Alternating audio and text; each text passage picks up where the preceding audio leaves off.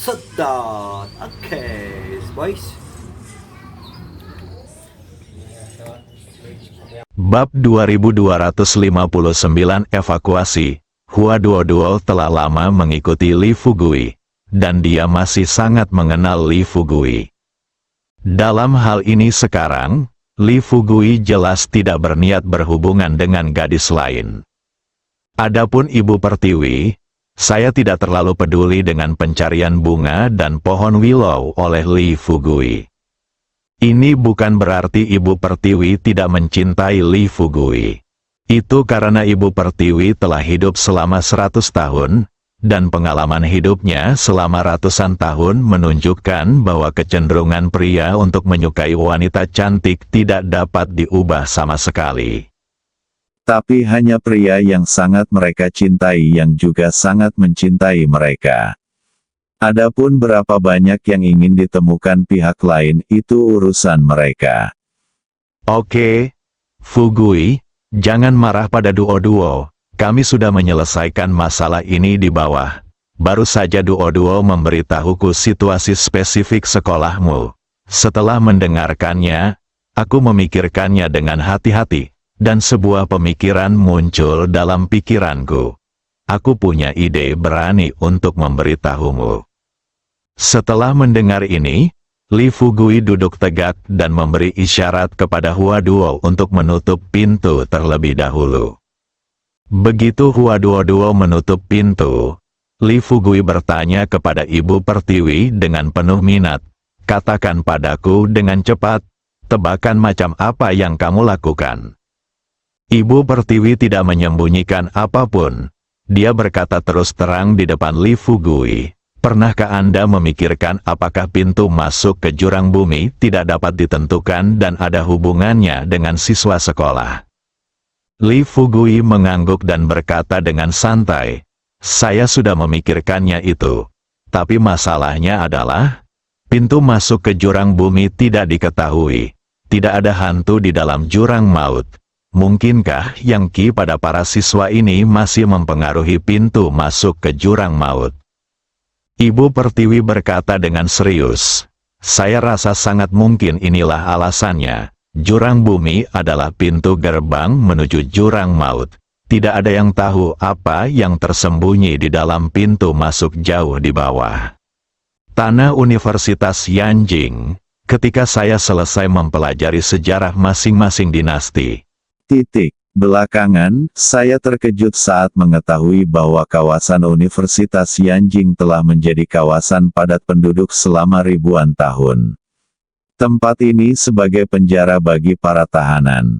Dan, seperti yang Anda ketahui, 100 tahun yang lalu, ketika masyarakat berada dalam kekacauan, beberapa ahli menetapkan kawasan ini dan membangunnya menjadi sekolah, dan hal itu berlanjut hingga hari ini. Selain itu, saya teringat profesor tua yang merancang Universitas Yanjing. Saya pernah mengunjungi seorang pendeta Tao tua yang saya kenal. Konon gedung asrama pria Universitas Yanjing dibangun oleh pendeta Tao tua itu sendiri. Kata Ibu. Li Fugui menghirup udara dingin. Setelah dia perlahan-lahan tenang, dia segera berkata kepada Ibu Pertiwi, "Jadi, seharusnya tidak ada masalah dengan lokasi yang saya pilih." Ibu Pertiwi mengangguk dan berkata, "Saya juga berpikir tidak akan ada masalah dengan lokasi yang Anda pilih, tapi situasi spesifiknya apakah seperti yang saya duga? Kita harus menunggu sampai semua siswa berlibur besok untuk memastikannya." Hua Duo duduk di sebelah Li Fugui dan berkata dengan lembut, "Fugui, yang saya khawatirkan sekarang bukanlah keselamatan dari para siswa." "Mengapa saya mengkhawatirkan Yan? Apakah keselamatan penduduk ibu kota dalam bahaya?" Li Fugui secara alami mengetahui maksud dari kata-kata Hua Duo. "Jika Anda mengikuti apa yang dikatakan Ibu Pertiwi, jadi di lantai bawah asrama anak laki-laki ini, pasti akan ada sesuatu yang mempengaruhi masyarakat kota Yanjing. Dan, sekalipun mereka belum pernah melihatnya, mereka dapat yakin bahwa hal ini jelas bukan hal yang baik. Rahasia tak diketahui apa yang tersembunyi jauh di dalam jurang bumi memang meresahkan. Duo-duo, masalahnya sudah sampai di sini, panahnya ada di tali, dan kita harus menembak. Kami telah menemukan 2 senjata ajaib, dan sekarang hanya ada 1 senjata ajaib yang tersisa. Jika kita tidak bisa mendapatkannya itu, maka orang di desa Xiaoxi ini akan belum lagi puluhan ribu orang akan mati cepat atau lambat. Saya khawatir jika 6 sekte besar bersatu dan sepenuhnya menguasai dunia seni bela diri kuno, jika ini terjadi, itu tidak akan terjadi. Jadilah jutaan orang di kota Yanjing yang akan menderita. Petik 2. Hua Duo tentu saja mengetahui hal ini juga. Dia menjilat bibirnya yang kering dan menatap Li Fugui yang bertanya dengan cemas, "Fugui, katakan padaku apakah kita perlu melakukan persiapan terlebih dahulu?" Li Fugui bertanya balik, "Persiapan apa?" "Situasi, dan kami telah membuat semua persiapan yang perlu dilakukan." Petik 2. Beri siswa liburan dan serahkan mereka ke perawatan 3 keluarga besar. Saat itu, kota Yanjing akan kosong, dan kami telah menentukan lokasinya dari di Ziyuan. Kita bisa mencoba membukanya. Jika kita membukanya, adapun hal aneh apa yang akan keluar setelah membukanya, tidak ada di antara kita yang bisa memastikannya. Tentu saja, jika kita tahu apa yang tersembunyi di dalam jurang bumi, monster, maka kita bisa bersiap terlebih dahulu. Setidaknya, kita bisa merasa lebih nyaman.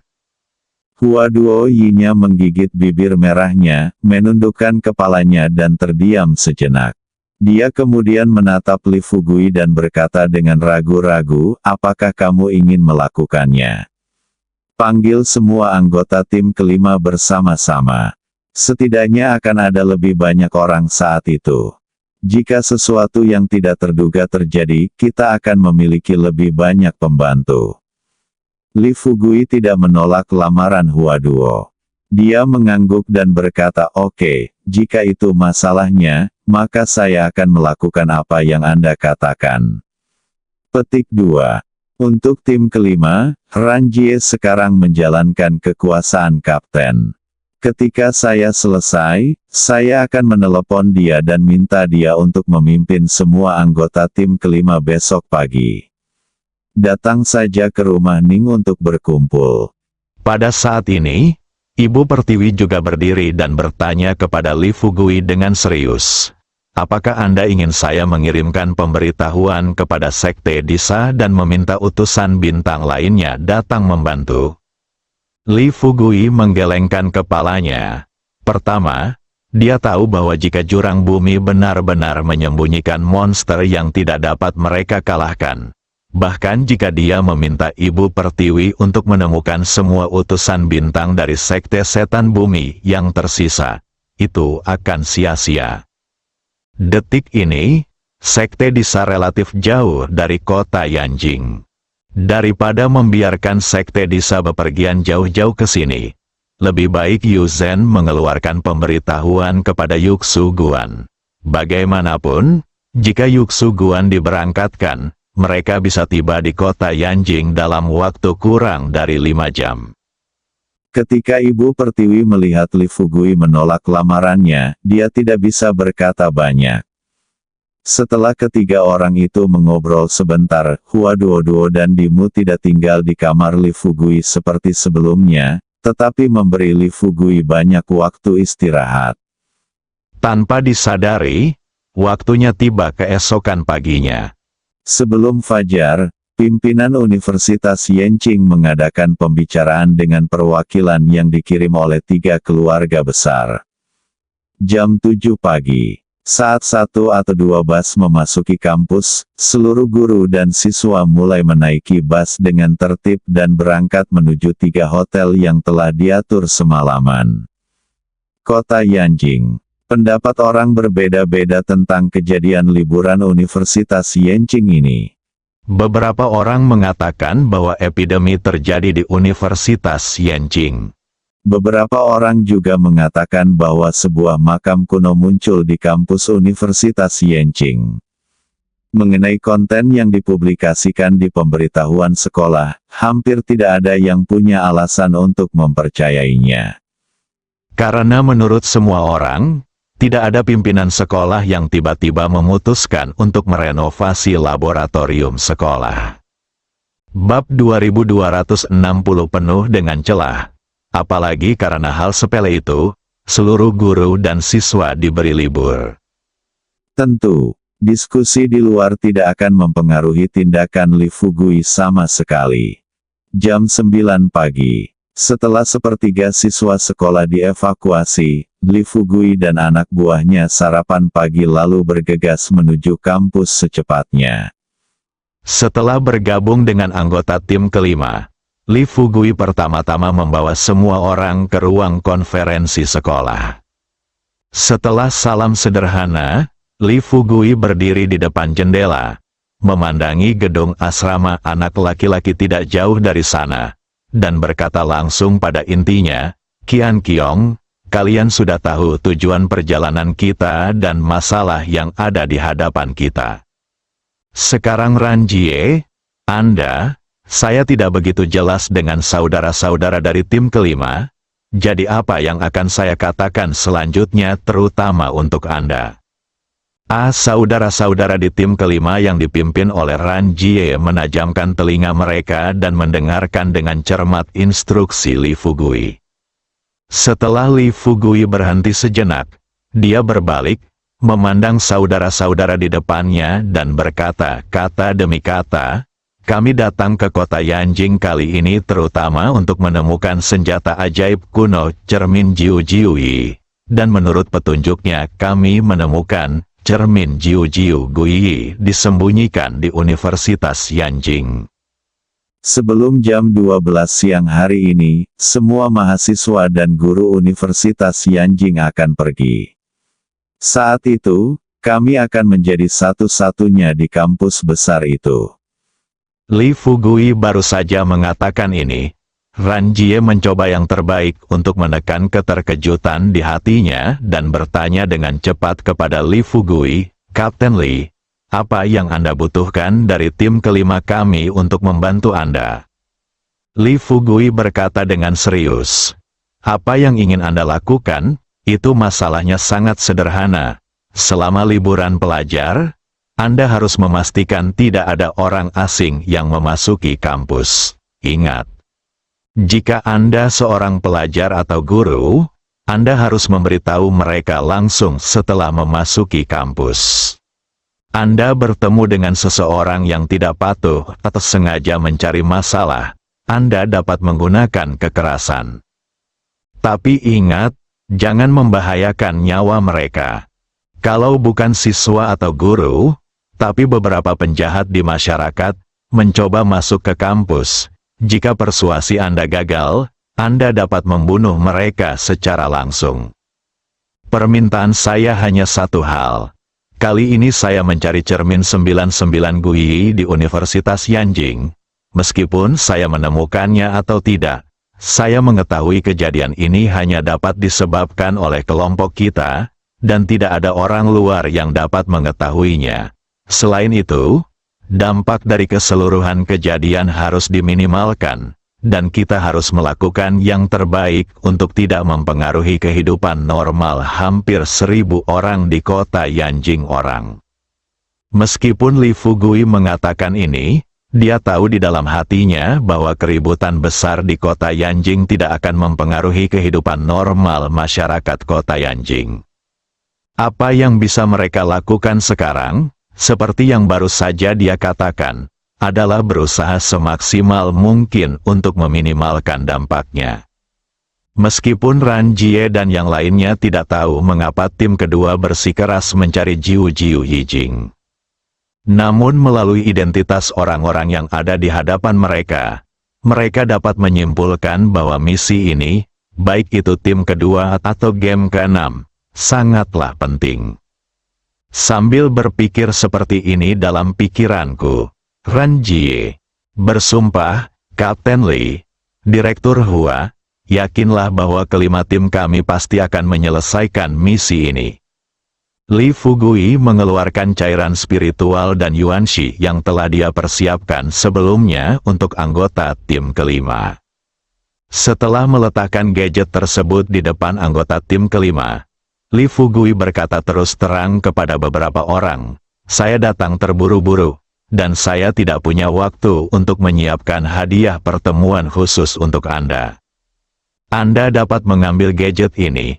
Anggota tim kelima ketika saya pertama kali mendengar berita bahwa Ran Jie meminta mereka untuk bekerja sama dengan tindakan tim kedua, saya agak enggan.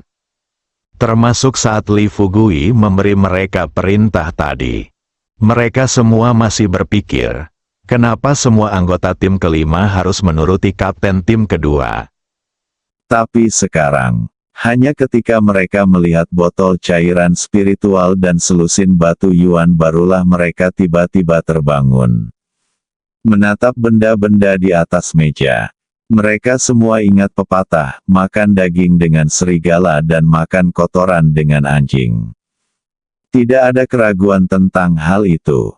Li Fugui adalah seekor serigala. Setelah memasang gadget tersebut satu demi satu, Li Fugui menyerahkan perintah kepada Ran Jie. Setelah Ran Jie memberitahu anak buahnya semua tempat yang perlu diawasi dalam beberapa hari terakhir, mereka semua berbalik dan pergi. Sedangkan Li Fugui kemudian mengalihkan perhatiannya ke Chang Qiong dan yang lainnya. Setelah melihat sekeliling ke beberapa bawahannya, Li Fugui tersenyum dan berkata, "Kemarilah, mari kita lihat lokasi yang telah saya tentukan terlebih dahulu." Chang Qiong dan yang lainnya dengan cepat berkumpul. Ketika mereka tiba di dekat Li Fugui, mereka melihat ke arah jari Li Fugui dan melihat gedung asrama 7 lantai di depan mereka dikelilingi oleh lampu merah redup. Di bawah lampu merah, ada racun hitam samar. Hal yang bagus. Karena adanya lampu merah, racun tersebut selalu terbungkus dan tidak dapat ditembus. Setelah melihat pemandangan ini, Chang Qiong tersenyum tanpa berpikir dan berkata, "Saudaraku, apa lagi yang bisa dilihat? Jangan dipikir-pikir, pintu masuk ke jurang bumi harus berada di bawah gedung asrama di depanmu." Li Fugui berkata terus terang, "Saudaraku, aku juga tahu bahwa pintu masuk ke jurang bumi kemungkinan besar berada di bawah gedung asrama ini, tapi masih banyak pertanyaan yang belum kita temukan jawabannya. Juga, bagaimana cara membuka pintu masuk ke jurang neraka bumi nanti juga ada di meja. Masalah terbesar yang ada di hadapan kita adalah, ini sudah jam 10. Dalam 2 jam, semua siswa akan dievakuasi. Jika memungkinkan, kita harus berusaha semaksimal mungkin untuk menyelesaikan masalah ini di hadapan para siswa. Mengungsi. Cari tahu alasannya dan temukan cara untuk membuka pintu masuk jurang bumi, sehingga kita bisa mendapatkan cermin 99 Gui secepat mungkin dan mengembalikan ketenangan kota Yanjing ke masa lalu." Qiang Qiong juga tampak malu saat ini, bergumam dengan suara rendah, "Belum lagi, memang ada banyak pertanyaan yang tidak jelas sekarang." Hua Duo bertanya dengan rasa ingin tahu, pertanyaan apa lagi yang ada di depannya dan berkata tanpa berpikir, "Coba lihat dulu. Bagaimana lampu merah di sekitar gedung asrama ini terbentuk?" Bisakah Anda memberitahu saya alasannya? Jangan katakan bahwa lampu merah ini adalah yang Qi. Tahu bahwa meskipun para siswa memiliki cukup yang Qi, ini tidak seperti lampu merah yang kuat. Pasti ada misteri yang tersembunyi di dalamnya. Hua Duo menyentuh bagian belakang kepalanya dan bergumam, apalagi yang bisa terjadi jika itu bukan kejantanan seorang siswa. Apakah ada senjata ajaib yang disembunyikan di asrama? Chang Qiong melambaikan tangannya dan berkata, "Saya tidak tahu, tetapi jika kita ingin membuka pintu masuk ke jurang neraka bumi, pertama-tama kita harus mencari tahu penyebab munculnya lampu merah ini." Ibu di sebelahnya bergumam, izinkan saya mengatakan bahwa setelah saya kembali dan berbaring di tempat tidur tadi malam, semakin saya memikirkannya, semakin saya merasa bahwa tebakan saya penuh dengan lubang. Bersambung.